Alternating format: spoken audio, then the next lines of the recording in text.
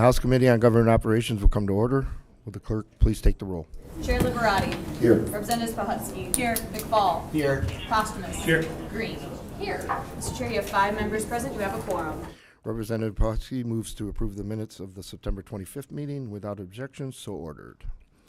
Today we're going to be taking testimony on Senate Bills 982, 983, 984, and 1050. First up, we have Senator Singh. I believe is going to speak on the whole package.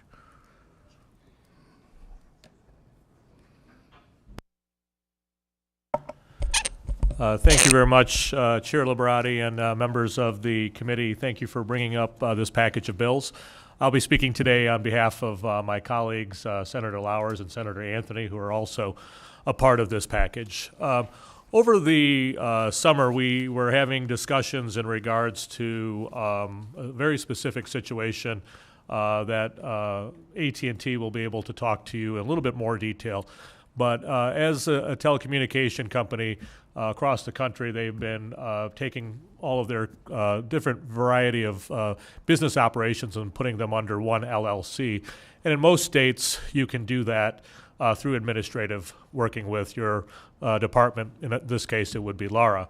So currently right now, anybody who is a corporation who wants to reorganize under an LLC can do that administratively through LARA. But what we found out as they were going through their process is that there is a old bill on the books from 1883 that does not allow certain telecommunication companies from making that transition from an administrative aspect. That impacts about 38 companies that are around the state that have been organized under that. So that was one of the reasons they came before us in the Regulatory Affairs Committee in the Senate. As we went through the process, we did have some of our colleagues who wanted to ensure that any type of change to the corporate structure to an LLC did not impact the tax liability of the organization. And so because of that, we added Senator Anthony's bill, which is why you see that not numbered in conjunction with the other 3 bills. That bill specifically made some changes in another act to ensure that if and when these transitions are made by telecommunication companies, that their liability would not change from being a corporation to an LLC. We didn't think that was going to happen necessarily under the package that we had initially put in, but this was an added level of protection that we worked through with Treasury to ensure that. So what this now does allow for, it would be any of those last 38 companies that are under here to be able to make this change if they so do choose, as any other corporation has currently under state law. So I want to thank specifically Lara and our partners at Treasury. We spent a number of weeks going over different types of legislation to get this right. And want to thank my colleagues in the Senate to make sure that we could do this type of change that would allow companies to make this corporate change, but also making sure that we're not impacting the bottom line of taxes that are owed to the state of Michigan. So, Mr. Chair, that is in a nutshell the bills that are in front of you. Be pleased to answer questions. I also know the others who are going to be testifying can go into a little bit more detail about that as well. Representative Posthumous. Thank you, Mr. Chair. Thank you for the testimony. Quick, does anybody have any indication as to what the purpose of that legislation was, of that law was originally in the 1800s?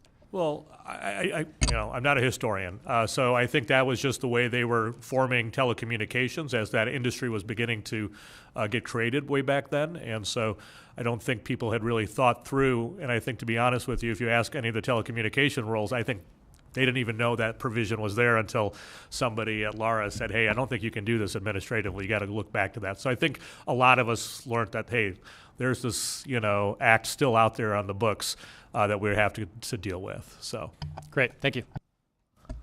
Thank you for your testimony. Yep, thank you. Next up, we'll have from AT&T, David Lewis and Gavin Getz.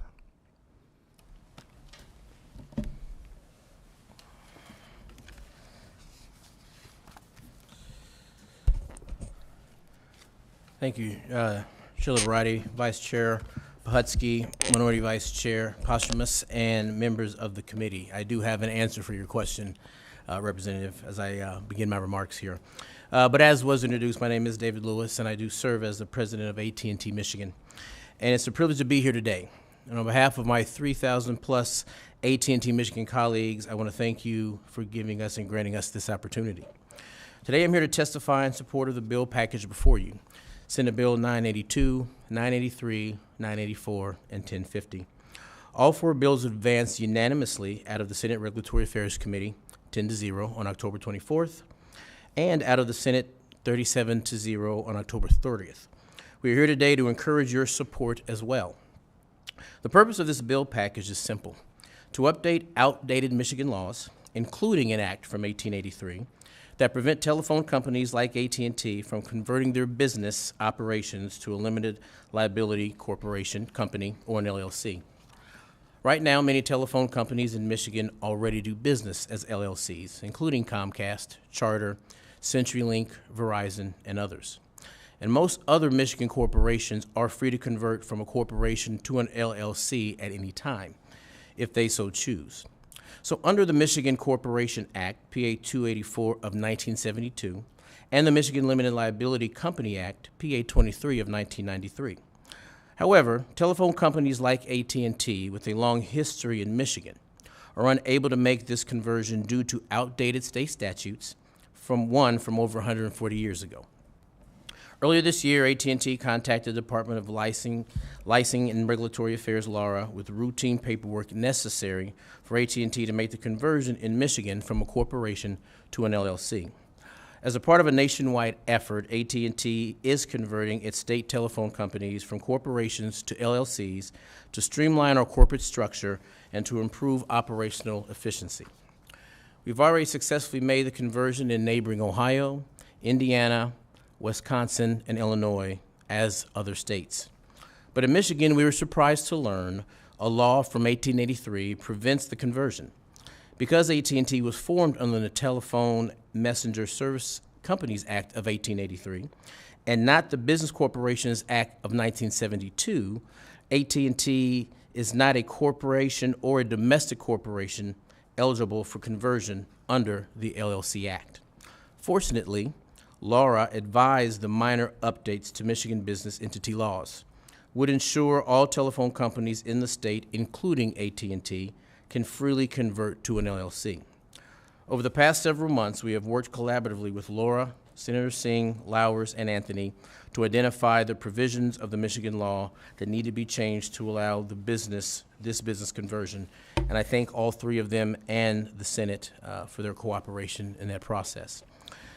Those language changes are included in these four bills before you today, and they involve updating four acts: the Telephone and Messenger Service Companies Act, the Limited Liability Company Act, the Business Corporation Act, and the Income Tax Act. The proposed changes in these four Senate bills are narrowly targeted to address technical issues with existing laws. These minimal changes only allow the telephone companies organized under the 1883 law to take advantage of the routine conversion to an LLC. The rest of the laws are left unchanged. Finally, it is important to note a conversion would not, and I repeat, would not change any tax obligations AT&T has in the state of Michigan. It would also not change any legal obligations that AT&T Michigan has to its customers, employers, employees, suppliers, and the Michigan Public Service Commission. These bills simply allow all telephone companies those opportunity to freely convert to an LLC if they so choose. These bills ensure our laws in Michigan are up to date with the times.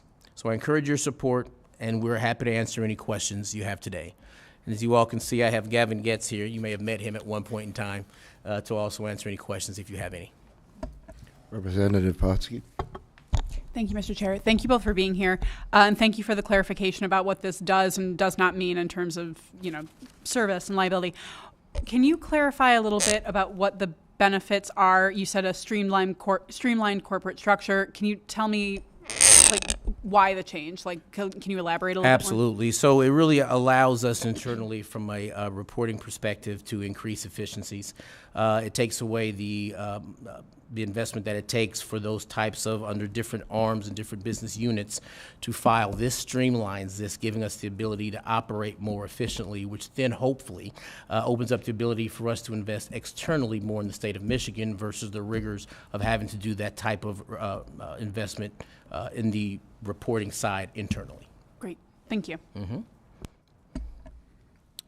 Looks like no further questions. Thanks for your Okay, testimony. well, thank you for your time. Thank you. I just have one card to read in. Not wishing to speak, neutral on the bill, Paige Foltz from Lara. I will now take a motion to report Senate Bill 982 with recommendation. Representative Green makes that motion. Madam Clerk, will you please call the vote? On the motion to report, Chair Liberati. Yes. Representative Podolsky. Yes. McFall. Yes. Posthumus. Yes. Green. Yes. Mr. Chair, you have 5 yeas, 0 nays, 0 pass. Senate Bill 982 is reported for recommendation. I will now take a motion to report Senate Bill 983 with recommendation. Representative McFall makes that recommendation. Madam Clerk, will you please call the roll? On the motion to report, Chair Liberati. Yes. Representative Podolsky. Yes. McFall. Yes. Posthumus. Yes. Green. Yes. Mr. Chair, you have 5 yeas, 0 nays, 0 pass. Senate Bill 983 is reported for recommendation. I will now take a motion to report Senate Bill 984 with recommendation. Representative Green makes that motion. Madam Clerk, will you please call the roll? On the motion to report, Chair Liberati. Yes. Representative Podolsky. Yes. McFall. Yes. Posthumus. Yes. Green. Yes. Mr. Chair, you have 5 yeas, 0 nays, 0 pass. Senate Bill 984 is reported for recommendation. I will now take a motion to report Senate Bill 1050 with recommendation. Representative Podolsky makes that recommendation. Madam Clerk, will you please call the roll? On the motion to report, Chair Liberati. Yes. Representative Podolsky. Yes. McFall. Yes. Posthumus. Yes. Green. Yes. Mr. Chair, you have 5 yeas, 0 nays, 0 pass. Senate Bill 1050 is reported for recommendation. There will be no further business before the committee. The committee will stand adjourned.